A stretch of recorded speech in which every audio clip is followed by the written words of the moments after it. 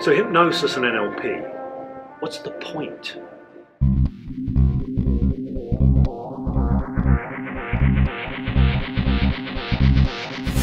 Hey there, how's it going? This is James Tripp. This is a video for James Tripp Chaos Wave. I am here once again with Damon from NLP Gym.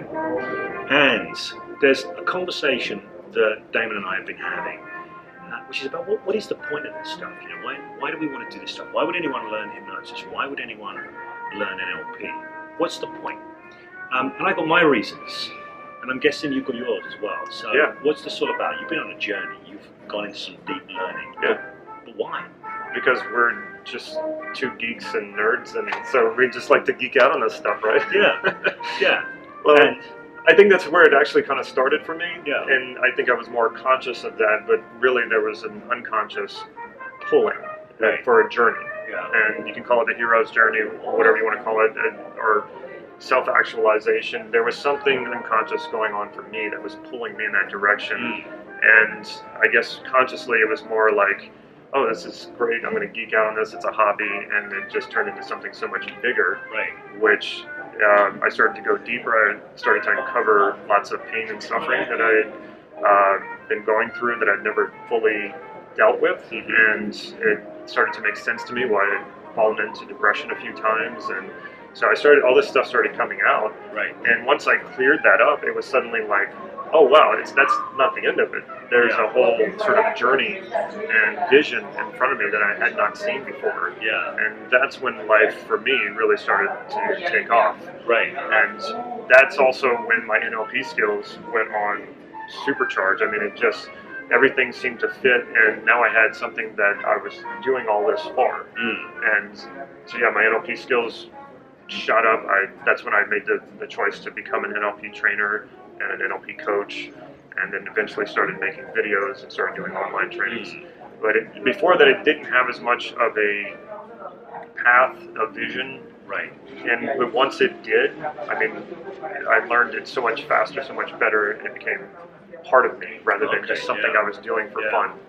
Yeah, that's it. So that's an interesting thing. So having that focus when it kind of became real, it went from something that was, hey, this is cool, and I can geek out about this, to actually, that accelerated your learning. Absolutely.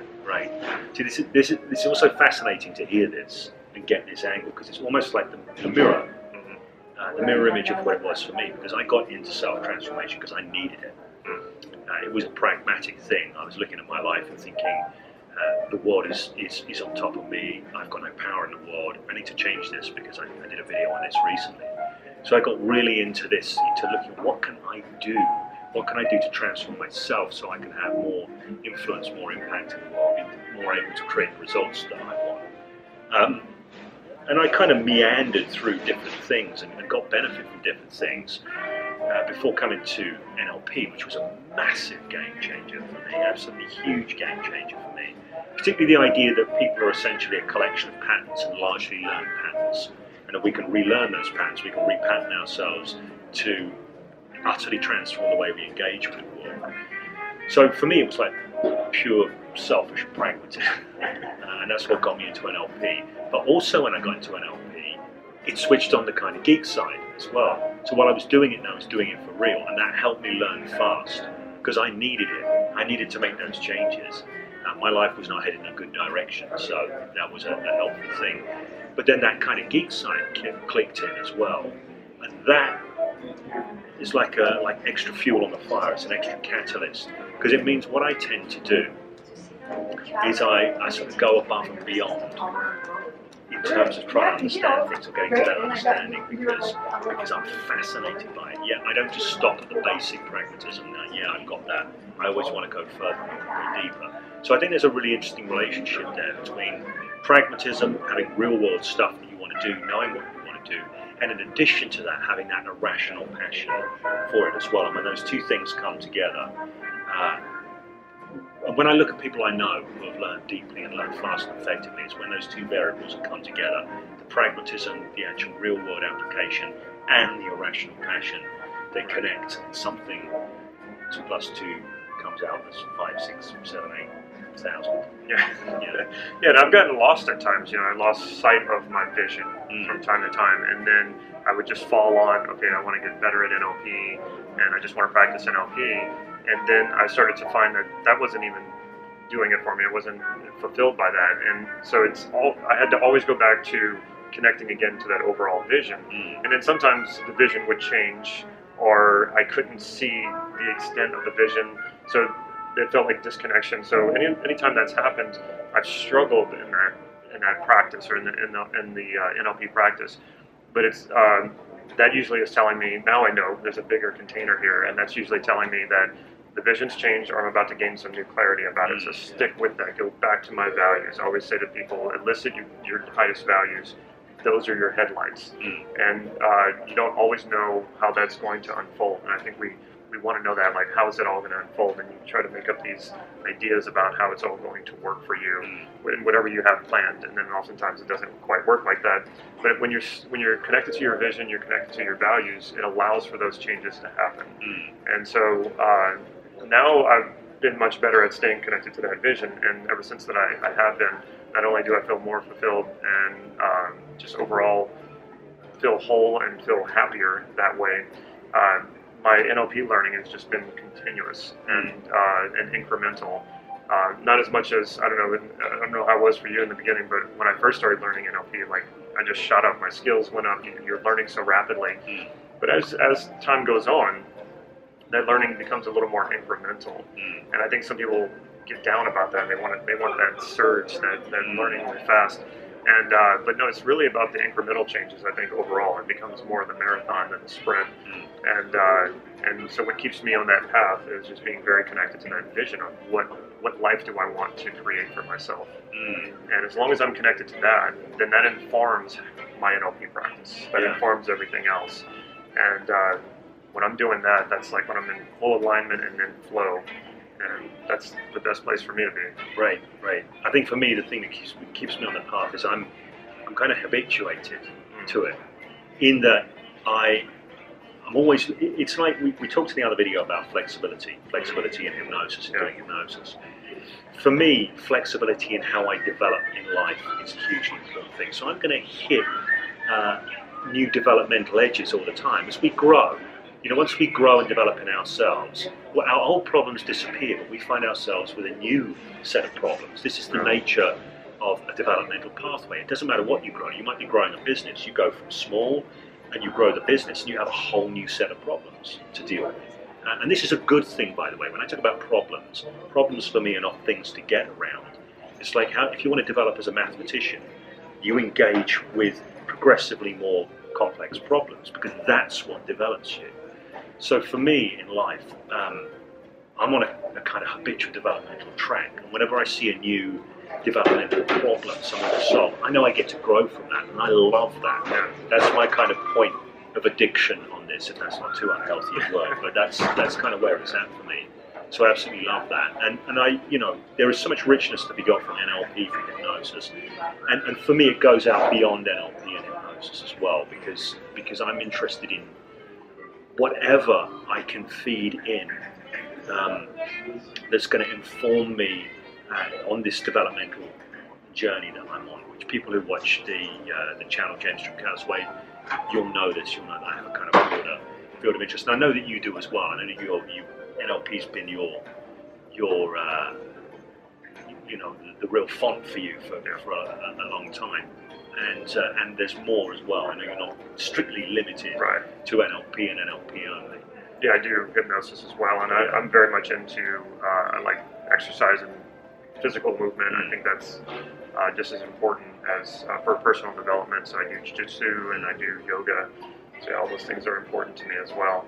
And I think the main thing too to realize, whether it's NLP, hypnosis, or any technology that you're studying and even obsessed with, and I know you know a lot about what it's like to be obsessed. I'm very much obsessed. I think you can have healthy obsessions, but one thing to be clear about is, you know, don't serve your technology or whatever it is you're studying. Don't serve NLP.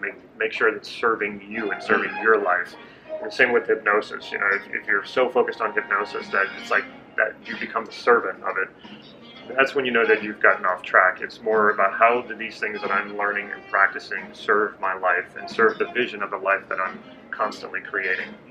Right, and that is a hugely significant thing. Now, I kind of, you know, this is a thing where I Hypno Thoughts Live, I get it. I get why people here, they love hypnosis. And sometimes I meet people that hypnosis is everything. And I'm always curious, what is everything that goes beyond that? Why did you get into hypnosis? What is the difference that you wanted to make in your life? Because if you get into something like hypnosis or NLP or anything, somewhere outside of consciousness, your brain has said, learning this is worthwhile. My life will be better if I learn this. And that's that point about values you're making. There's these values that sit underneath that drive our engagements. And it is worth being aware of those, because when you can chunk up to the values, you can go, well, you know, NLP is serving this, hypnosis is serving this, and what else can serve these values as well? So I think, you know, that's something that I would massively concur with. So, on your channel, however, NLP is the main thing. You do sometimes bring a little extra bits and pieces in from here and there? I do, yeah. I brought in hypnosis and trance, and I've also brought in some yoga, and I'm starting to talk more and more about jiu-jitsu, because there's so much in the technology of jiu-jitsu that's very similar to NLP in the way that it's like street focused. It's like what really works. Right. And so I'm finding ways. I'm learning things in jiu-jitsu, and I'm a firm believer in the crossover. You know, learn other technologies, and that will help inform whatever one you're primarily focused on. So if you're primarily focused on hypnosis, go out there and learn some other stuff, and then that will enhance your hypnosis practice. Most likely, not all the time, but more than likely it will. So if I find something helps me that's completely unrelated to NLP, but for some reason it's helping me in NLP, I will bring that in and talk about it. Right. And I know, speaking for myself, coming from a martial arts background, a lot of what I learned in martial arts informs my approach to hypnosis and NLP, but that goes the other way as well, because the stuff I learned from NLP and hypnosis that informed what I was doing martial arts wise opened up new channels of possibility, new ways of understanding.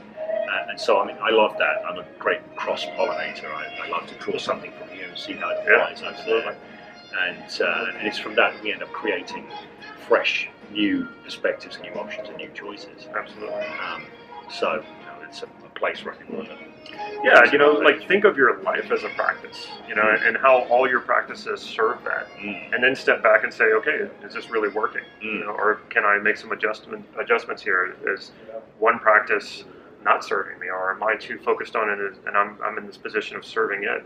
So it's always about going meta, you know, and saying, okay, well, how is this working? You know, is this the life that, am I actually creating and living the life that I want to live? Yeah. And you know, like I said, I kind of geeked out on NLP so much that I didn't really have a vision of that, and then gradually that vision started to come in, and then every once in a while I can lose sight of that, and I know it because I know the way that I feel, and it's just not, you know, I'm not firing on all cylinders. Right. And it's like, oh yeah, I need to reconnect to that vision, reconnect to those values, and when I do that, it's like, oh yeah, okay, here we go, I got that alignment.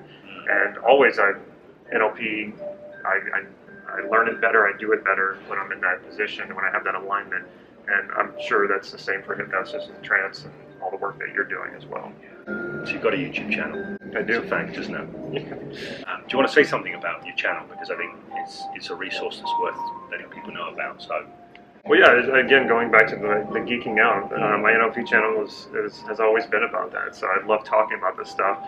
So I've shot a lot of videos on me talking about all this stuff. And people have said, you know, maybe you shouldn't give so much away for free. But actually, when I do that, it forces me to go even deeper and find greater stuff to teach in my online training. So I've given away a lot, and I just love sharing it with as many people as possible. And YouTube has been a platform that I've been able to do that. Facebook too, but not as much. YouTube has really been the platform that I've used the most. And so I've got a lot of videos out there on almost every subject you could think of as far as personal development and self-improvement is concerned. So if you've thought of it, if you've asked that question, or if you've always wanted a particular video on NLP, it's probably on my channel. And if it's not, shoot me a message or leave me a comment, and I might just make that video if you ask me to. Fantastic. So thank you very much for being here and sharing your wisdom with us. And I will say, if you like this video, make sure you hit the thumbs up, like the video. If you have any questions, make use of the comment section, or even just any feedback, any perspectives that you want to share. And if you're looking for rich perspectives on self-transformation and personal mastery that you will not get anywhere else, hit the subscribe, and more importantly, hit that bell. Okay, is there anything else you wanted to add at the end? Make sure you have a broad practice, and you treat your life like a practice, and make that practice your servant. Don't serve the practice. Brilliantly summed up. So thank you very much. Thank you. And until we speak again, keep on consciously creating.